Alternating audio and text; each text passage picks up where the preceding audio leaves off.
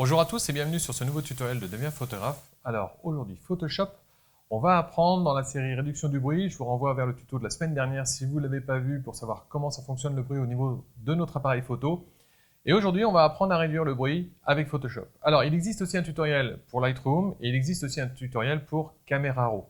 Là ça va être Photoshop pur et dur. Allons-y, let's go, c'est parti.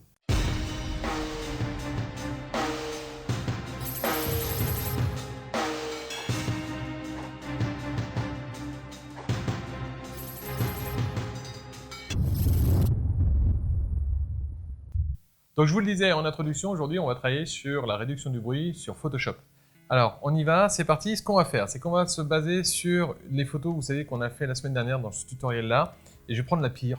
C'est-à-dire en gros celle qui a été prise à ISO 100 et sur laquelle j'ai augmenté de 5 IL en fait en post-traitement. On avait vu que c'était une horreur, ça crée des artefacts partout, c'est-à-dire il y a plein de bruits de luminance et de chrominance qui apparaissent partout.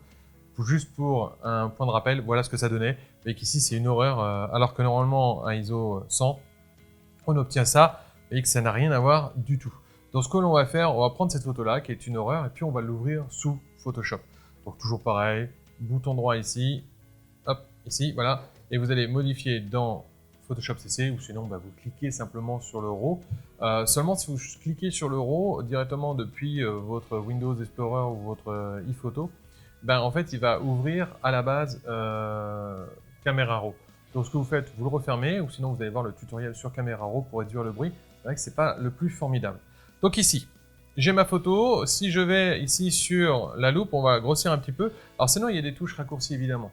Si j'appuie sur CTRL et 0 en haut du clavier, c'est-à-dire, vous savez, 1, 2, 3, 4, 5, 6, 7, 8, 9, 10, 0 du moins, 1, 2, 3, 4, 5, 6, 7, 8, 9, 0, parce qu'il n'y a pas de 10. Là, vous faites ça, en fait, il va agrandir la photo à la taille de votre écran.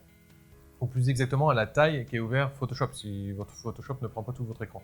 Si j'appuie sur Alt GR plus 0, en fait, mais 0 pavé numérique, en fait, il m'agrandit la photo à 100%. Vous voyez que ça ne donne pas du tout la même chose. Donc ce qu'on va faire, on va, hop, alors évidemment pas trop zoomer, donc voilà.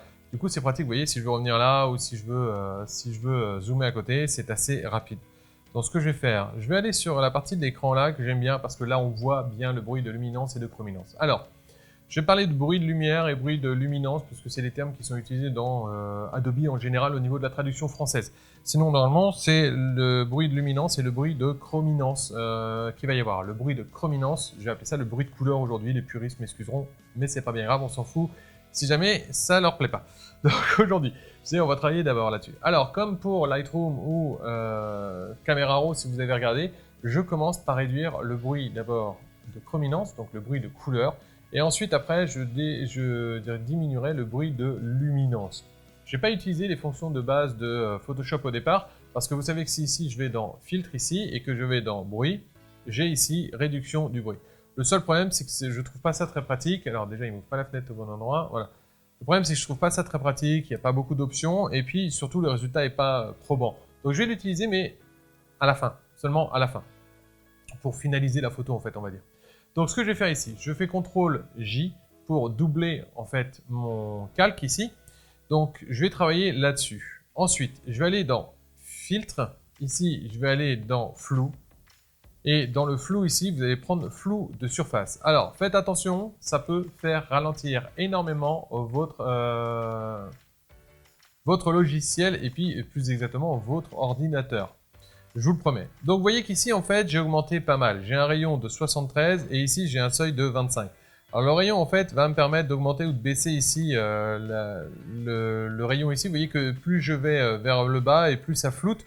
Plus je vais vers le haut, par exemple à 73, 74, ici plus je vais augmenter, vous voyez le grain. C'est-à-dire qu'en haut plus je baisse, plus je vais flouter, plus je monte, plus j'augmente le grain. Donc, vous voyez que là il est parti à calculer. Il y en a pour un petit moment.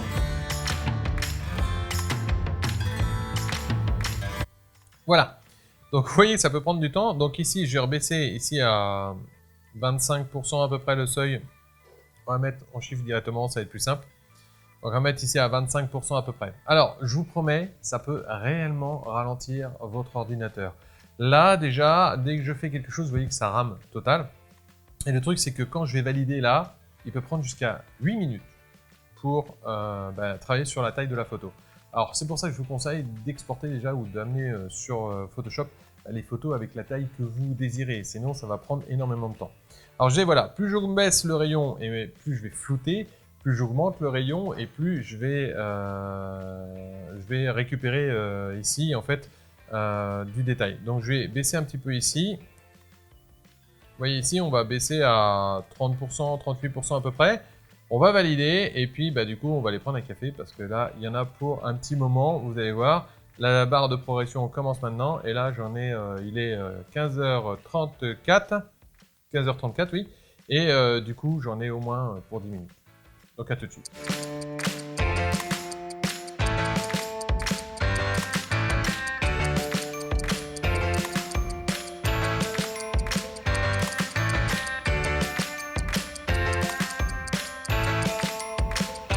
Donc voilà, le processus est terminé, enfin, ça a pris à peu près 8-9 minutes. En fait, ce qu'il a fait, c'est qu'il a mergé les points les uns avec les autres. Ce que l'on va faire, c'est que ici, au lieu du mode de fusion normal, vous allez mettre ici couleur. Et regardez ce qui se passe. Vous voyez qu'ici, j'ai supprimé la totalité en fait des bruits de chrominance. C'est-à-dire qu'en haut, j'ai plus du bruit de luminance, en gros des points blancs, et j'ai plus de points de couleur, si vous préférez. Donc c'est comme ça qu'il faut faire pour diminuer au maximum les bruits de chrominance. Maintenant, si jamais, par exemple, l'accès du détail ou ce genre de choses est trop accentué à votre goût, l'avantage de Photoshop par rapport à Lightroom ou même à Camera Raw, c'est que par exemple, si vous trouvez que c'est trop accentué sur un des paramètres, vous créez donc ici un masque de fusion. Et ce que vous allez faire ici, vous allez prendre le pinceau noir et vous pouvez en fait dessiner ici pour justement, en haut, supprimer l'impact de ce qu'on vient de faire. Vous voyez ici, on peut faire ça comme ça. Donc c'est assez facile à faire, pas très compliqué. On va supprimer tout ça, on va supprimer ici directement le masque ici, tac, voilà. Je vais créer maintenant un master, donc je vais faire CTRL, SHIFT, alors CTRL, ALT, SHIFT et puis E, tac, ici pour créer un masque de fusion. Donc on le refait ici pour créer un nouveau, excusez-moi, master ici. Donc voilà, CTRL, ALT, E ici. Donc ici, j'ai créé un nouveau master. C'est-à-dire qu'en gros, il a repris les deux masques, il les a fusionnés ensemble pour en créer un nouveau. D'accord? Donc voilà. Donc ici, on voit tout de suite, là ici, je suis que sur celui-ci, voilà. Et l'autre, on a enlevé tous les problèmes de chrominance. Maintenant, ce qu'on va faire, on va enlever les bruits de luminance. Pour ça, vous allez aller dans Filtre ici. Vous allez ici aller dans Bruit. Mais vous n'allez pas prendre Réduction du bruit, vous allez mettre Anti-poussière ici. Voici. Donc ici, en fait, ça va permettre de flouter. Comme vous le voyez derrière, ça a énormément flouté. Si je mets ici à 0, évidemment, ça ne va rien flouter. Et plus vous allez l'augmenter ici, plus vous allez flouter, en fait, l'arrière-plan. Vous voyez ici? Donc ça fait que, en gros, je vais beurrer pour éliminer un peu le flou. Donc on va pas aller si loin que ça, on va descendre un petit peu. Ouais, là, ça me paraît pas trop mal. Vous voyez que c'est quand même assez élevé. Alors le seuil, du coup, c'est le seuil, en fait, sur lequel ça va s'appliquer. Vous voyez que si je l'augmente, du coup, ça s'applique plus sur rien. Donc en gros, c'est un peu comme si vous preniez, vous savez, sur Alt, sur Lightroom, et vous voyez tout de suite où ça s'applique. Sauf que là, en fait, non. Donc j'ai pris la tapisserie derrière en arrière-plan, parce que du coup, ça me paraît bien. Ici, donc, je vais plutôt l'appliquer sur la totalité, ici. Donc on est ici à fond. Voilà, il me l'applique. Bon, alors là, c'est beaucoup plus rapide, en fait, qu'avec la réduction qu'on avait tout à l'heure. Comme tout à l'heure, si jamais je trouve que c'est trop poussé, déjà ici, je peux, au niveau de l'opacité, descendre ici le filtre. Je vais le descendre à peu près à, hop, ici, ça fait à peu près 50%, 50-54%. On voit ici que j'ai encore, ici, beaucoup de bruit là-dessus. Alors que tout de suite, quand je l'augmentais ici, j'en avais beaucoup moins. Donc ce que je vais faire, je vais mettre ici 50% à peu près pour la totalité de la photo, tac ici. Alors comme tout à l'heure, ce qu'on va faire, c'est que l'avantage avec Photoshop, c'est que si vous voulez, vous pouvez en fait supprimer un certain nombre de choses, que si jamais vous voulez pas que ce filtre s'applique dessus, vous pouvez par exemple sur la règle et tout ça, vous créez pareil un masque de fusion ici, vous mettez couleur noire au niveau du pinceau, et quand vous passez ici, pouf, vous désactivez en fait ni plus ni moins l'action du filtre sur cette partie-là ici. Pareil ici, on peut diminuer un petit peu ici, tac, voilà ici. On peut diminuer un peu ici, on peut diminuer un peu là où on veut. C'est ça l'avantage de Photoshop, c'est que je vais pouvoir vraiment le faire comme je le souhaite, en fait, comme je le désire. Donc vous voyez qu'ici, c'est pas trop mal, en fait. J'ai réussi à récupérer pas mal de choses. Alors ici, je vais un peu enlever sur les parties métalliques, je vais un peu enlever en fait le filtre qu'on vient de créer parce que sinon ça fait un peu trop flouté quand même. Parce qu'on voit surtout du bruit de luminance sur ce genre de truc-là, on voit pas trop d'effet de chrominance. Donc du coup, je vais un peu diminuer sur la partie métallique ici. Donc voilà, j'ai supprimé au maximum, j'ai un peu flouté, ça c'est sûr. Maintenant, je vous dis, avec un masque de fusion, vous pouvez récupérer après. Donc maintenant, ce que je vais faire, vous vérifiez, vous faites CTRL majuscule E, moi je repars d'un master directement. Après, vous pouvez travailler directement sur le calque qu'on avait là. Donc ici, vous allez dans Filtre, Bruit, et ici, dans Bruit, vous allez sur Réduction du bruit. On va travailler là-dessus. Donc vous voyez que ici, vous avez déjà deux paramètres, défaut et base, et avancé du moins. Donc si vous allez sur avancé, en fait, vous allez avoir une partie couche qui va apparaître. C'est-à-dire qu'en gros, vous allez pouvoir travailler couche par couche, RVB, rouge, vert, bleu, ici. Ça, c'est intéressant quand par exemple vous avez un portrait. Je travaille beaucoup plus sur la couche rouge pour la réduction du bruit si jamais j'ai besoin que sur les autres couches. Si jamais, là je vais faire de base, je vais faire comme ça ici, donc je vais augmenter ici l'intensité, donc ça c'est l'intensité de récupération du bruit, si vous diminuez vous récupérez rien, si vous augmentez vous récupérez, c'est comme un peu Lightroom ou Camera Raw là-dessus. Ensuite après, conserver les détails, c'est exactement pareil, si je les augmente trop, je vais tout perdre ici, c'est-à-dire que je vais du moins, excusez-moi à l'inverse, tout récupérer ici, mais je vais recréer du bruit derrière, donc c'est pas forcément le plus intéressant, vous voyez ici, je recrée du bruit, alors que si je baisse à fond, par contre, je vais trop flouter, du coup ça va pas faire beau. Donc vous voyez les boutons ici sont flous par rapport à ce qu'on avait tout à l'heure. Donc on va faire entre les deux. Ici on va augmenter un petit peu, s'il veut bien, voilà, on va augmenter à 30-35% à peu près. Ici, alors réduction du bruit, des couleurs, bah là ça a déjà été fait, mais bon, je laisse à 18-19% en général. Et accentuer les détails, c'est pareil, c'est comme pour la couleur tout à l'heure, si je descends, je floute, ou si j'augmente, je récupère les détails. Et je suis en train de comprendre que je dis comme tout à l'heure, alors que non, pas comme tout à l'heure, si vous suivez que ce tutoriel-là, c'est parce que tout à l'heure je l'ai fait sur Lightroom, et juste avant je l'ai fait aussi sur Camera Raw. Donc en gros, pour faire, si je réduis ici le bruit des couleurs, donc plus j'augmente, plus je réduis le bruit de couleurs, par contre plus je vais lisser. Du coup, après, pour accentuer les détails, bah, c'est l'inverse, je vais récupérer, je vais redessiner les détails. Pour la couleur, ça va dessiner les détails au niveau de tous les bruits de chrominance. Là, je les ai déjà supprimés, donc du coup, ça ne me sert à rien ici. Par contre, pour l'intensité ici, c'est pareil, c'est intensité, réduction du bruit.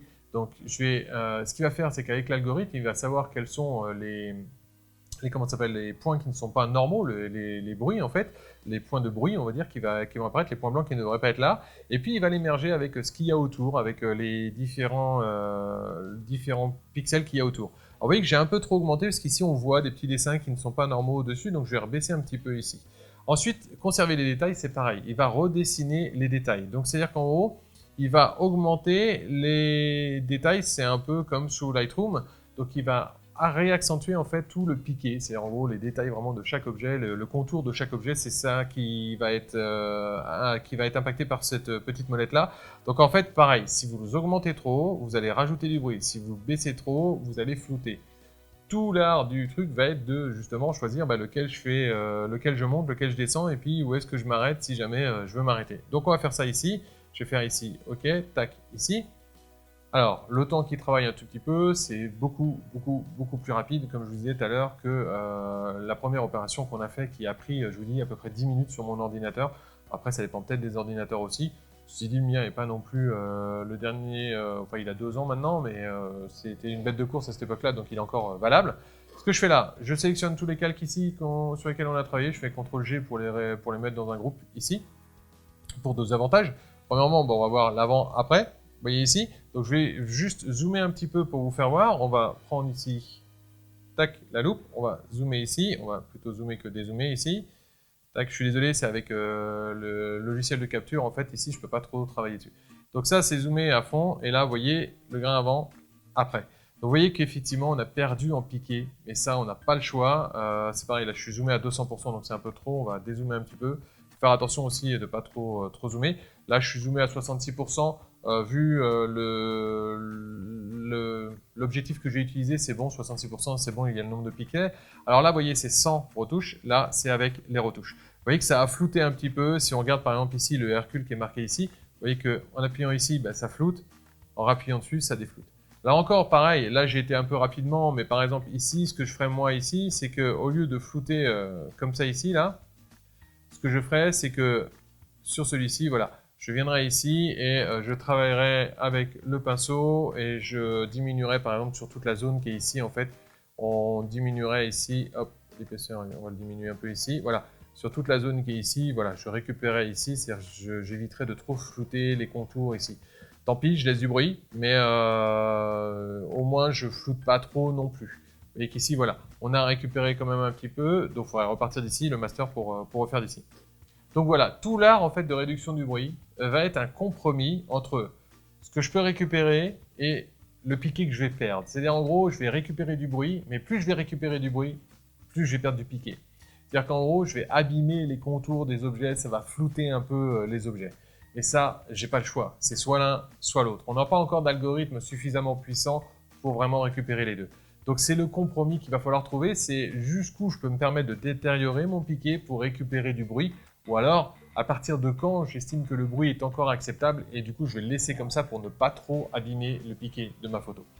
Évidemment, on a travaillé sur des photos qui sont extrêmement poussées, puisque vous vous souvenez, c'est vraiment le pire qu'on avait à ce moment-là.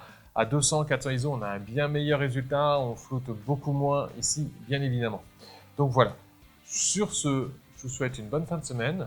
Je vous dis, faites de belles photos et à la prochaine.